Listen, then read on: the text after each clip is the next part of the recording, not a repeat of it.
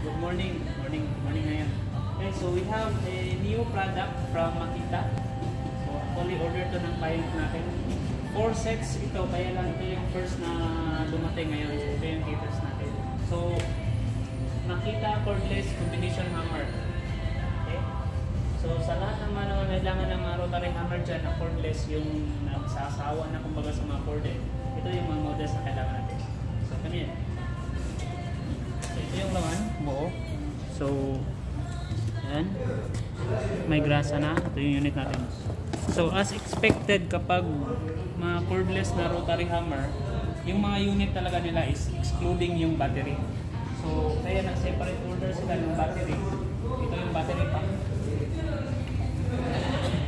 Ito yung laman. So, isang battery charger, tsaka dalawang batteries. Okay, so iti-test natin. So madali lang itong isalpag eh. Yan lang, sakay lang. Okay. So to check if okay, press lang diretso. Yan. Then, since SDS to, SDS plus, may SDS tayo nito na tips. So try lang natin.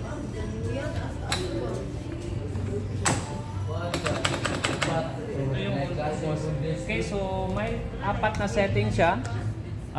Dito nakalagay to hammer lang to eh. So yung hammer lang is puro vertical action lang, pagano'n lang. Nasira. Ito drill lang kumbaga. Drill.